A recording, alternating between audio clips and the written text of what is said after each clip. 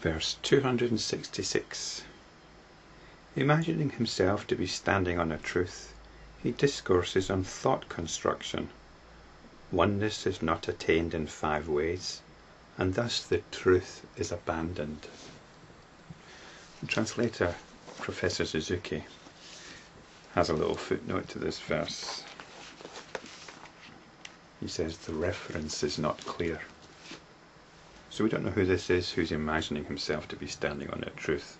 But I think we can imagine the situation of somebody who believes they've stumbled upon the truth, a revelation of some kind, or perhaps they actually have stumbled on the truth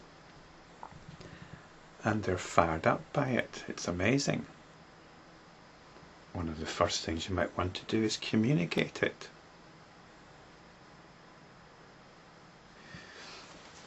And how do you do that? Well, you do it by talking. The next verse, verse 267, talks of this thing called Prapanca. And it's translated in the next verse as delusion. But it actually applies to this verse because Prapanca or delusion is the proliferation of ideas, particularly spiritual ideas. It's something which Buddhists seem quite prone to, or which Buddhism itself seems quite prone to. And I have to think, is it something that I myself am prone to? But I'm quite clear that in these videos I'm not propagating ideas. I'm not wanting to convince you about anything. I'm not wanting to proclaim myself as right and get everybody else to try and believe that I'm right. I appreciate it might seem that way sometimes, but I have absolutely no interest in communicating any ideas.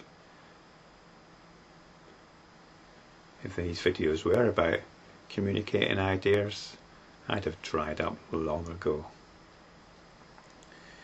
But let's get back to verse 266. He discourses on thought construction. So these are constructions based on spiritual understanding. This is the wrong thing to do with spiritual understanding. Propagate thought constructions based on them. Propagate spiritual ideas. There's no such thing as a spiritual idea. All ideas, all thoughts are delusion. And to believe otherwise is to abandon the truth. The truth is not based on ideas. Reality is not about ideas. The truth here is described as oneness. And oneness here isn't some vague mystical idea.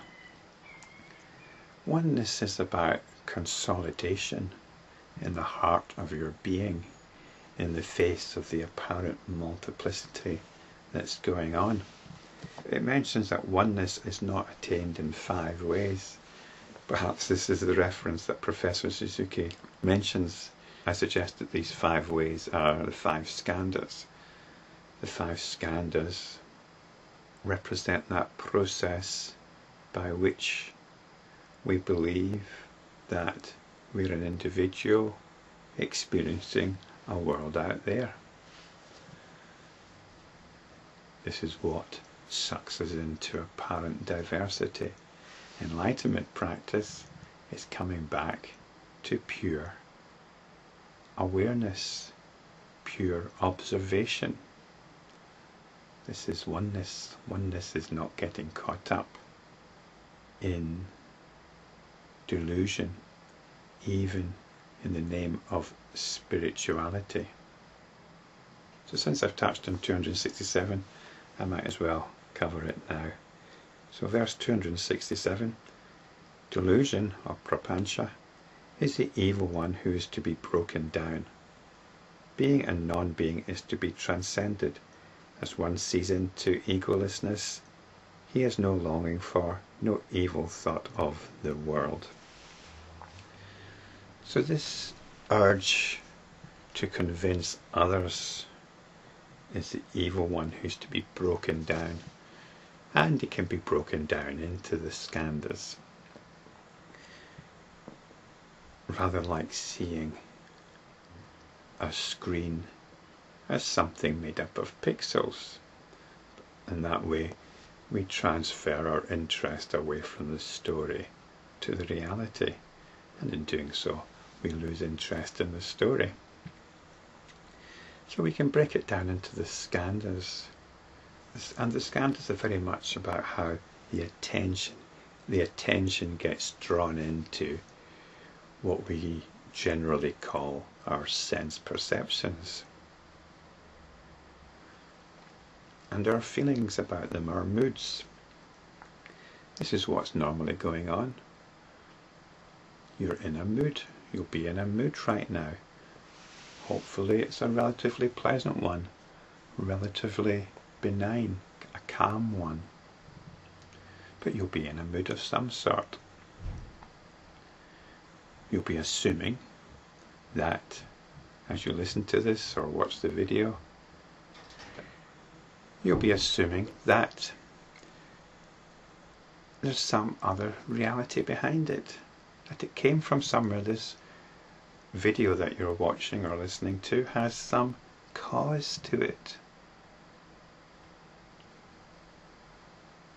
As I mentioned, I'm not conveying any concepts.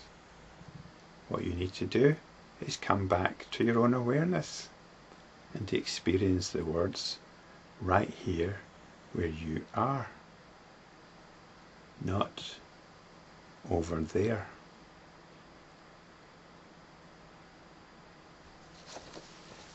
Because that's where they actually are. The words are where you are.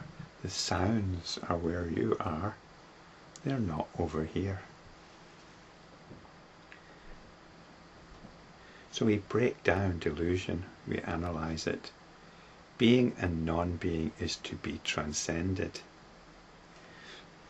Being and non-being, this sounds a bit abstract, but it's what we're doing all the time. From the point that we wake up, and even before then, in the morning, we decide what is real and what is not. That was only a dream. Now this is real. Then you decide what you need to do next, what your priorities are. Your priorities are what are real to you. Everything else is less real.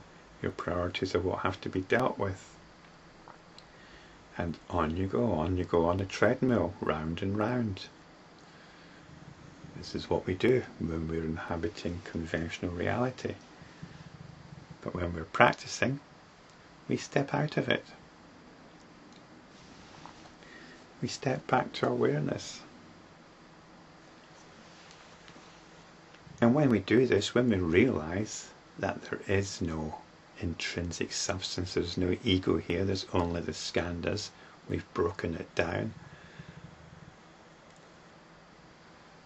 There are only these apparent sense perceptions going on, and our attention gets hooked into them with the accompanying feelings. This is the skandhas, this is the process that's going on. That's all there is. There's no self there. There's no intrinsic world out there. It's the same mechanism as in a dream. The dream is one thing, and within that dream there's lots of different appearances going on, which the attention gets sucked into. And at that moment we give reality to the dream. But when we wake up from the dream, we realize the insubstantiality of it, what's called here the egolessness of it. And so how can we have any longing for it? So this is what's meant by evil thought. Evil thought is putting the attention out there in the belief that it can be ultimately satisfying. So, when we talk about giving up desire, giving up craving, we're not entering into battle, some kind of battle with ourselves.